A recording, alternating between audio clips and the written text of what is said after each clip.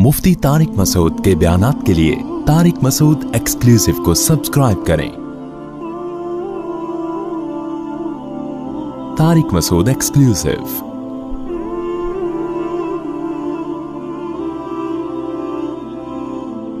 नबी सल्लल्लाहु अलैहि वसल्लम ने एक सहाबी को देखा, दरख्त लगा रहे हैं। आपने उन्हें फरमाया कि इस तुम्हारी उम्र हो सकता है इस दरख्त से कम हो, क्या पता फल मिले ना मिले। इसका मतलब आप दरख्त लगाने की हौसला शिकनी कर रहे हैं, ऐसा ही है ना। तो भाई दरख्त 5-10 साल में जाके फल देगा, किस कल की खबर नहीं है और प्लानिंग की जा रही है कितने कितने सालों की। बोलते क्यों नहीं 5-10 सालों की, छोड़ो। बज़ाहिर यही मतलब हुआ ना। दूसरी हदीस बुखारी मुस्लिम की, नबी ने फरमाया जिसने दरख्त लगाया और मर गया, जब तक चरिंद परिंद भी उस दरख्त से खाएंगे इसको कब्र में सवाब मिलेगा। दरख्त तरक्की की अलामत है या नहीं है, एक साइन है या नहीं है।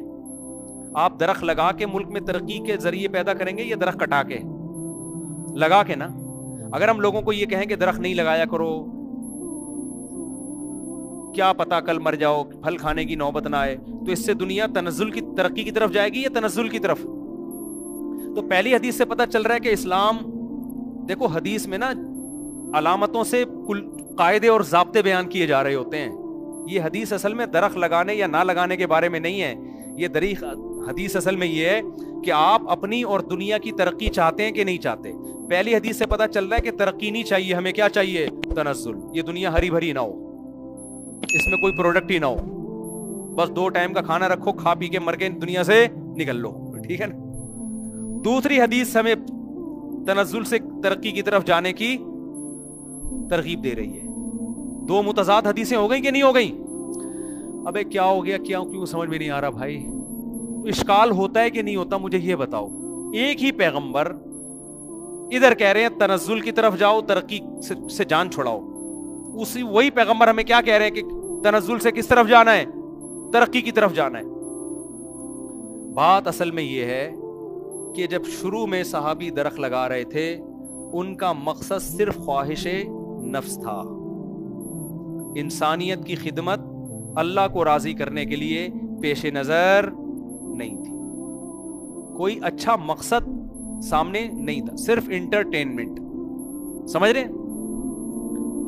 जबकि दूसरी हदीस में जो तरगीब दी जा रही है उसमें तरक्की की तरगीब दी जा रही है। वो तरक्की नहीं जो गोरे के पेश नजर है, वो तरक्की जो इस्लाम बोलो चाहता है।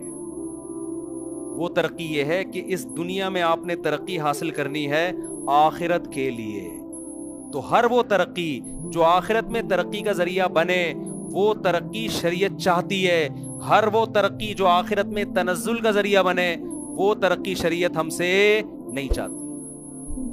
आपकी सेहत अच्छी हो, आप इबादत ज्यादा करेंगे, आप पैसा ज्यादा कमाएंगे ताकि गरीबों की मदद करेंगे, लोगों के सामने भीख हाथ फैलाने से बाज रहेंगे। ऐसा ताजिर हदीस में आता है क़यामत के दिन पैगंबरों के साथ होगा।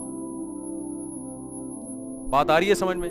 आपने पैसा हदफ बनाया अय्याशी का, दोस्त लड़कियों से दोस्तियां लगाऊंगा, शराब पीऊंगा, ये करूंगा, ये तरक्की क़यामत के दिन वबाल का जरिया बने।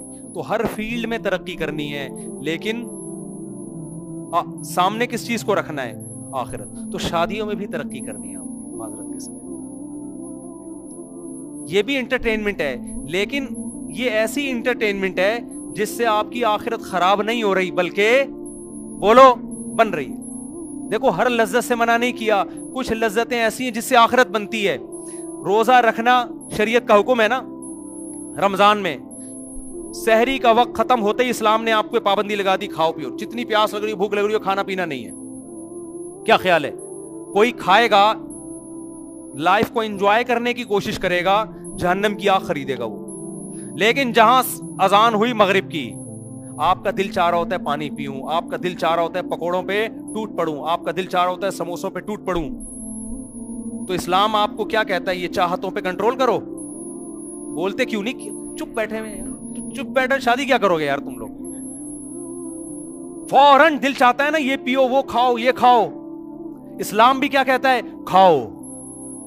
यहां लज्जत को पूरा करना आखिरत में तनज़्ज़ुल का नहीं बल्कि तरक्की का जरिया है। समझते हो, ये ऐसा मजा है جس مزے کو نہ لینے سے اللہ ناراض ہو رہا ہے. تو اسی طرح میرے بھائی یہ خوب سمجھ لو کہ زنا سے اللہ ناراض ہوتا ہے, نکاح ایک ایسی لذت ہے جس سے اللہ خوش ہوتا ہے. سمجھتے ہو نا؟ اگر آپ کا دل چاہتا ہے کسی لڑکی اچھی لگتی ہے, بہت سے لوگ کہتے ہیں کیسی باتیں مفتی صاحب کر رہے ہیں, حالانکہ ان کو بھی لگ رہی ہے, بہت سارے دل میں ان کے کہ یار بالکل ٹھیک کہہ رہے ہیں اپنے بارے میں, ہر آدمی سوچ رہے ہیں, تو اس کو نکاح کا پیغام بھیج دو. سمجھتے ہو؟ اس سے کیا کر لو, شادی کر لو. اس بارے میں کسی کی بھی سننے کی ضرورت نہیں, یہ اللہ نے رکھی ہے صلاحیت آپ کے اندر.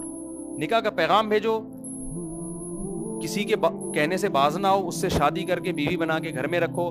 دوبارہ آپ کا دل چاہتا ہے حقوق اس کے بھی ادا کرو, اگر مزید کے بھی ادا کر سکتے ہو آپ معذرت کے ساتھ یہ کام دوبارہ بولو نا کر لو.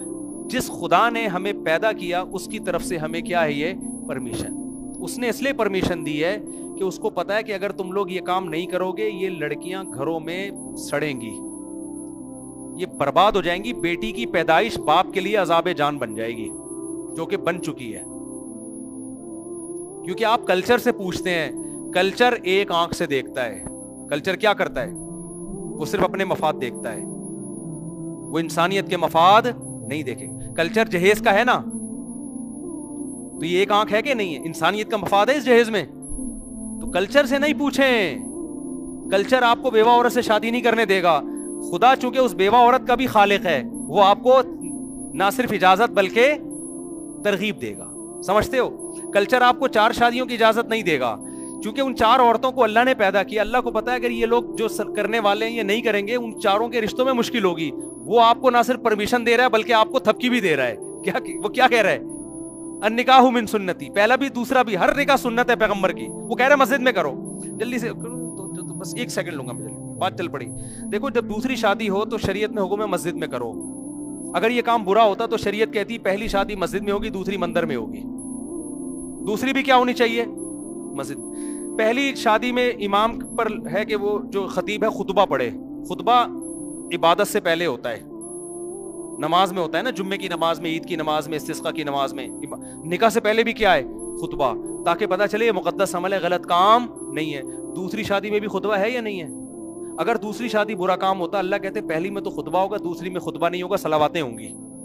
خطیب کو چاہیے 25-30 گالیاں دے, تو شرم نہیں آتی؟ تو رہتے چھوٹے چھوٹے بچوں کا خیال کر لیتا, بغیرت, تیری داڑھی ہے, سفید داڑھی ہے, تیری داڑھی نہیں ہے, داڑھی کی سنت تو پوری کی نہیں, شادیوں کی سنت تو پوری کر رہا ہے. تو اس قسم کی صلواتیں 25-30 سنا کے کہتے ہیں ہاں بھائی میں نے تمہارا فلانی کا ڈمکانی کا تم سے کیا, قبول ہے؟ وہ کہتے ہیں ہاں جی, اتنی گالیوں کے بعد مجھے کیا یہ رشتہ قبول ہے. تو دوسری میں بھی کیا ہو رہا ہے؟ اسی طرح سے خطبہ ہو رہا ہے, مسجد میں ہو رہا ہے, خطبہ ہو رہا ہے. اس کا مطلب اللہ اس کو بھی کیا کر رہا ہے؟ اپریشیٹ کر رہا ہے. پہلی شادی میں بھی ولیمہ ہے. جو کام غلط ہوتا ہے چوری چھپے کرتا ہے, پبلک کو بتاتا نہیں ہے. چرس پی رہا ہے, پبلک کو بتائے گا آج میں نے چرس پیا, آ جاؤ یہ سارے لوگ آ جاؤ آ جاؤ. نکاح ہمیشہ پیغمبروں نے جب بھی نکاح کیا ولیمہ کیا, کھلے عام پبلک کو کھانا کھلایا ہے. بارات اسلام میں نہیں ہے, ولیمہ ہے. تو پہلی شادی میں بھی ولیمہ ہے کہ بھائی اچھا کام کیا ہے, پبلک کو بتاؤ, سب کو جمع کر کے کھانا کھلاؤ, ہے نا. اور حدیث میں آتا ہے ولیمے کی دعوت کو بھی مت ٹھکراؤ. کسی نے شادی کی, تمہیں بلایا, دولہے کو اپریشیٹ کرو, جاؤ ولیمے میں, اپنے عمل سے بتاؤ بھائی خاندانی کام کیا, تبھی تو شرکت کرو دعوت میں. حدیث میں آتا ہے جس نے ولیمے کی دعوت ٹھکرائی اس نے میری نافرمانی کی. کیوں؟ آپ اس کو اپریشیٹ نہیں کر رہے. شادی پہ کھانا نہیں ہے اصل میں, تو یہ اپریشیٹ کرنا ہے. تو پہلی میں بھی ہے ولیمہ, دوسری میں بھی کیا ہے؟ اس کا مطلب اللہ پہلی پہ اتنا خوش ہو رہے ہیں اتنا ہی دوسری پہ بھی خوش ہو رہے ہیں. اللہ میاں کہہ رہے ہیں بھائی کیا ہے, پبلک کو جمع کر کے کھانا کھلاؤ, لیکن میں نے دولوں کی کانپیں ٹانگتی ہوئی دیکھی ہیں. پہلی پہ تو کھلا رہے ہوتے ہیں, دوسری پہ پھیکی پھیکی مسکراہٹ لے کے چھپتا ہوا 4 آدمیوں کو چھپڑ میں لے جا کے کھلا رہا ہوگا. تو اور بھی بہت کچھ ہے, وقت بہت زیادہ ہو گیا. یہاں بزرگ حضرات بھی بیٹھے ہیں, وہ غصے ہوں گے یار کیسی ہماری جوانی میں یہ باتیں کرتے, اب کیا کر. ایک بوڑھا مجھ سے ملا, کہنے لگا یار مجھے اس کا افسوس نہیں ہے کہ میں نے دوسری نہیں کی, مجھے اس کا افسوس ہے کہ آپ جیسا مجھے جوانی میں کیوں نہیں ملا. کہہ رہے ہیں یا تو اب بھی نہ ملتا نا, حسرت لیے بغیر دنیا سے چلا جاتا, اب کیوں ملے. دیکھو لوگ اس کو انٹرٹینمنٹ کا ذریعہ بنتے ہیں. بیوہ طلاق یافتہ عورتوں کی بھرمار ہے معاشرے میں, کوئی شادی دفتر کھول کے بیٹھا اس سے جا کے پوچھو, مسائل لڑکوں کے ساتھ نہیں ہیں, مسائل کس کے ساتھ ہیں؟ لڑکیوں کے ساتھ ہیں. بیٹے پرابلم نہیں بنتے, بیٹیاں پرابلم بنتی ہیں. رشتے ہی نہیں ہے مارکیٹ میں, تو جو ہیں ان کو چاہیے کہ ایک کے بجائے 2-4 کا بوجھ اٹھا لیں وہ. اور یہ انٹرٹینمنٹ ایسی ہے جس سے اللہ ناراض بالکل بھی نہیں ہوگا, کیونکہ اللہ نے مرد اور عورت کو ایک دوسرے سے دور رہنے کے لیے پیدا نہیں کیا ہے, مرد اور عورت کو ایک دوسرے کے لیے پیدا کیا ہے. اور حدیث میں نکاح کی ترغیب ہے, فرمایا لا تکونوا کرہبان النصارى تزوجوا, عیسائیوں کے پادریوں کی طرح نہ بنو. پادری کہتے ہیں اللہ اللہ کریں گے بس بیٹھ گئے, فرمایا نہیں, کثرت سے نکاح کرو, اولاد کثرت سے بڑھاؤ. یہ اولاد بڑھاپے میں آپ کے کام آئے گی, یہ خاندان آباد کرے گی, آپ کا رزق دے گا وہ اللہ. ناروے کا ویزا ریجیکٹ نہیں ہوگا, سمجھ رہے ہیں؟ تو آپ جو نوجوان ہیں, میں ان سے کہتا ہوں اللہ کا واسطہ انٹرنیٹ پر بیہودہ فلمیں دیکھنا چھوڑ دو, لڑکیوں سے دوستیاں لگانا چھوڑ دو. اللہ نے آپ کو حلال کا آپشن دیا ہے. لوگ کہتے ہیں میرے ابا نہیں مانتے, تو فحش فلمیں دیکھنے سے پہلے ابا سے پوچھ کے دیکھتے ہو کیا؟ یونیورسٹیوں میں لڑکیوں سے جو فرینڈ شپ کرتے ہو ابا سے پوچھ کے کرتے ہو؟ جب حرام میں ابا سے نہیں پوچھ رہے تو حلال میں بھی معذرت کے ساتھ, بہت سارے ابا یہاں بیٹھے ہوئے ہیں, لیکن ابا کو چاہیے اب باپ بنے نا, وہ خود اپنے بیٹے کو کہے بیٹا تو کما رہا ہے, تیری آمدنی کر لے یار. اور ابا کو بتایا کرو ابا اگر آپ مجھے شادی سے روکو گے تو جیسے آپ کے ابا اگر آپ کو شادی سے روکتے تو آپ میرے ابا نہیں بنتے, تو اللہ کا واسطہ مجھے بھی کسی اور کا ابا بننے سے نہ روکے. سمجھ رہے ہو نا؟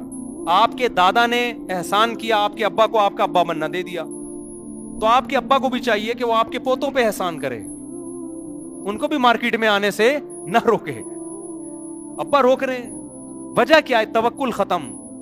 ابا کہہ رہے ہیں میرا بیٹا کما کے مجھے پیسے دے, بس اس کو اس کی فکر ہے. ابا کو بڑا دل کرو یار, اللہ رزاق ہے, ماں کی چھاتیوں میں دودھ اللہ پیدا کر رہا ہے, جو اتنے کمالات دکھا سکتا ہے اس کے حکم کو پورا کرو گے, وہ رزق کے دروازے کیوں نہیں کھولے گا تمہارے لیے؟ ایک بہو گھر میں آ جائے گی, 2 روٹی زیادہ پک جائے گی, کیا ہو جائے گا یار؟ کسی کی بیٹی کو کھلاؤ, دوسرے تمہاری بیٹیوں کو کھلائیں گے. اپنی بیٹیوں کے رشتوں کے لیے کشکول لے کے داماد تلاش کر رہے ہیں, اپنے بیٹوں کو کسی کی بیٹی سے شادی نہیں کرنے دیتے. کتنا بڑا ظلم ہے یہ. تو اس لیے نکاح کو معاشرے میں کیا کرو, خوب ہلکا, استخاروں کی بھیٹ نہ چڑھاؤ. استخارہ نکالا نہ آیا ہے, بکواس ہے یہ استخارہ, یہ وہ نہیں ہے جو پیغمبر نے سکھایا ہے, یہ بدعت ہے. ہمارے پیغمبر نے استخارہ نکال کے کتنی عورتوں کو ریجیکٹ کیا بھائی, کوئی بتاؤ. آپ کہہ سکتے ہو وہ تو وہی آتی تھی, کسی صحابی کا بتا دو استخارہ نکالا نہیں آیا تو نو کر دیا. نکلتا ہی نہیں استخارے میں کچھ, ایک تو شادی نہیں ہو رہی, اوپر سے استخارہ نکال دیا تو نہیں آیا. یہ آپ کا یہ کچھ بھی نہیں نکلتا. استخارہ دعا ہے, دعا میں اللہ جو بہتر ہے مقدر کر دے, بہتر نہیں ہے تو میرے دماغ کو ہٹا دے, مقدر نہ کر. کرنا وہی ہے جو کھوپڑی میں آ رہا ہے. اچھا رشتہ ہے تو استخارے میں نہ آئے ہاں کرنا ہے پھر بھی, کیونکہ وہ جو نہ اور ہاں آ رہا ہے وہ خدا کی طرف سے نہیں ہے, وہ آپ کے اپنے دماغ کا فطور ہے. اللہ نے کہیں بھی نہیں کہا کہ استخارے کی دعا مانگو گے تو خواب دکھاؤں گا میں تمہیں, یہ سگنل دوں گا, کہیں بھی نہیں کہا اللہ نے. یہ آپ نے بنایا ہوا ہے یہ آپ کا استخارہ. تو یہ فضول قسم کا استخارہ ہے جو آج کل مارکیٹ میں چل رہا ہے, اس کی کوئی حیثیت نہیں ہے. اچھا رشتہ آ گیا ہاں کرنا ہے, اچھا رشتہ نہیں ہے تو کیا کرنا ہے, نہ ٹائم ویسٹ نہیں کرنا اپنا. میرے تو جب بھی شادی ہوئی ہے اللہ کا فضل ہے, ہم نے بولا ہاں کرو یا نہ کرو بھائی, ہمارے پاس ٹائم نہیں ہے. یہ پتہ نہیں کس کس طریقے سے شادیاں ہو رہی ہیں, لڑکی والے آ رہے ہیں لڑکے والے جا رہے ہیں. پھر ایجوکیشن, ایکچولی ابھی لڑکی کی ایجوکیشن کمپلیٹ ہوگی 2 سال میں بھی ہوگا, پھر ایجوکیشن, ٹوپی ڈرامے, فضول قسم کی بکواس ہے یار. آپ بولو بھائی میرے پاس ٹائم نہیں ہے, میں مرد ہوں, میل ہوں, مجھے شادی کرنی ہے, آپ نے کرنی ہے ابھی ہاں کر دو اور شادی کی تاریخ دے دو. نہیں کرنی تو 6 مہینے بعد کرنی ہے, تو اس دوران میں رشتے تلاش کر رہا ہوں, اگر میری ہو گئی تو پھر آپ گئے, نہیں ہوئی رابطہ کر لینا. اس طرح کیا کرو, اتنا ٹائم نہیں ہے, زندگی بہت تھوڑی ہے. مجھے لوگ کہتے ہیں آپ اتنی عمر ہو گئی ابھی تک آپ شادیوں کرتے ہوئے شرم نہیں آتی. میں نے کہا بھائی اتنی عمر ہو گئی ہے اس لیے تو کہہ رہا ہوں کر لو جلدی جلدی, مرنے کے بعد یہ آپشن نہیں ہوگا, یہ عبادت کا آپشن نہیں ہوگا آپ کے پاس. تو اس لیے جوان لوگوں سے میں کہہ رہا ہوں کہ حرام کی طرف نہ جاؤ, اللہ حرام کے بارے میں قیامت کے دن سوال کرے گا. یعلم خائنۃ الاعین, آنکھوں کی خیانت کو بھی جانتا ہے وہ. ذرا سبھی کسی عورت کو بری نیت سے نظر اٹھا کے دیکھا, اللہ کہتے ہیں یہ بھی نوٹڈ, یہ بھی کیا ہے, نوٹ کر رہا ہوں, ایسے ہی تھوڑی. تو اس لیے نکاح کرو, اور یہ خامخواہ کا برداشت کرنے کی بھی ضرورت نہیں ہے. میرے پاس نوجوان آتے ہیں 30-30 سال کے جوان آدمی آ کے کہے گا یار بس میں پڑھائی میں برداشت کر رہا ہوں, میں کسی عورت کو نہیں دیکھتا. میں نے کہا اتنی برداشت کیوں کر رہے ہو؟ دیکھو ایک آدمی کو بھوک لگ رہی ہے, جیب میں پیسے ہیں, تو بھوک برداشت کرنے کی کیا ضرورت ہے؟ پراٹھا خریدے کھائے, کیا ہو گیا؟ اس برداشت کا کوئی ثواب ملے؟ جیب میں روٹی کے پیسے بھی ہیں, روزہ بھی نہیں ہے, تو بھوک برداشت کرنے کا اسلام میں کوئی ثواب ہے؟ بولو نا. رمضان میں تو اللہ کا حکم ہے نا, یہ روزے میں تو حکم ہے, روزہ نہیں ہے. افطار میں پکوڑے رکھے ہوئے, آپ کہہ رہے میں بھوک برداشت کا ثواب حاصل کروں گا, 2 ٹکے کا بھی ثواب آپ کو نہیں ملے گا. تو اسی طرح میرے بھائی شہوت پہ کنٹرول کرنے کا بالکل بھی ثواب نہیں ملتا. آپ کے پاس وسائل ہیں, اللہ کہہ رہے ہیں ان عورتوں کو میں نے تمہارے لیے پیدا کیا ہے, جس کے پاس جتنے وسائل ہیں اسی حساب سے, کیونکہ لڑکیاں آپ سے شادی آپ کی شکل دیکھ کے نہیں, آپ کی جیب دیکھ کے کریں گی. سمجھ رہے ہو کیا دیکھ کے کریں گی؟ وہ جیب دیکھ کے کریں گی. تو جس کے پاس جتنے وسائل ہوتے ہیں اس کو اسی حساب سے اچھے رشتے مل رہے ہیں. تو آپ اگر رکشا چلا رہے ہو اس حساب سے آپ کو ملے گا, لینڈ کروزر میں گھوم رہے ہو اس حساب سے آپ کو ملے گا. آپ اگر اور کوئی 19ویں گریڈ کے آفیسر ہو جاتے ہو یا آپ بڑے تاجر بن جاتے ہو, اس حساب سے مارکیٹ میں رشتے آنا شروع ہو جائیں گے. تو جو بھی جس کے پاس بھی آپ اگر رکشے والے اور آپ کو بہت اونچے آ رہے ہیں تو کر لو, آپ کس نے پابندی لگائی؟ آپ اگر 50 سال کے ہو, آپ کو 18 سال کی لڑکی کا رشتہ آ رہا ہے, پبلک سے مت پوچھو, آپ کو اچھا لگ رہا ہے آپ کیا کر لو, کر لو. ہاں اس 18 سال کی لڑکی کو ہم کہیں گے کہ بھائی کیوں کر رہی ہو 50 سالہ سے, جب نوجوان موجود ہیں تو ان سے کرو. لیکن اگر اس کو پھر بھی سمجھ میں نہیں آ رہا ہو کہ نہیں مجھے 50 سال والے سے ہی کرنا ہے, تو جب میاں بیوی راضی تو آپ کباب میں ہڈی بننے کی کوشش مت. میں ان کی بات نہیں کر رہا جن کی آپ سمجھ رہے ہو, ان سے مجھے بالکل بھی اتفاق نہیں ہے. ان کو میں اپریشیٹ, انہوں نے جس طریقے سے کی ہے وہ شریعت کا حکم نہیں. لہذا میری تقریر کا یہ نہ سمجھے کہ میں ان کی حوصلہ افزائی کر رہا ہوں, وہ بالکل بھی نہیں, یہ طریقہ بالکل بھی ٹھیک نہیں ہے. سمجھتے ہو؟ میں تو آپ کو بتا رہا ہوں کہ آپ کو جو ملے اچھا لگے. اس سے بیوہ مل رہی ہے, نبی نے پہلی شادی بیوہ سے کی, آپ کو آج ایک آدمی کل ایک شخص نکاح کے لیے آ رہا تھا, بیوہ لڑکی سے شادی کر رہا ہے, جوان لڑکا ہے. میں نے کہا کر لو یار, آپ کو اچھی لگ رہی ہے تو آپ کر لو بیوہ سے, بچے بھی رکھ رہا ہے اس کے, کہہ رہا ہے ٹھیک ہے بھائی. لیکن معاشرے نے بڑی پخیں لگائی ہوئی ہیں میرے بھائی. معاشرہ آپ کو تمیز سے زندگی نہیں گزارنے دے گا. تو معاشرے کے حقوق اللہ کی وجہ سے ادا کرو. ابا اماں کے حقوق کس لیے ادا کرو؟ ابا سے بولو ابا اللہ نے حکم دیا ہے کہ آپ کی آواز سے میں اپنی آواز اونچی نہ کروں, اللہ کی وجہ سے اب میں آپ کی آواز سے اپنی آواز اونچی نہیں کروں. اللہ نے حکم دیا ہے اماں کہ اے اماں میرے رب نے حکم دیا میں اپنی آواز آپ کی آواز سے اونچی نہ کروں, بیماری میں آپ کا خیال کروں. یہ سارے حقوق میں آپ کے ادا کروں گا.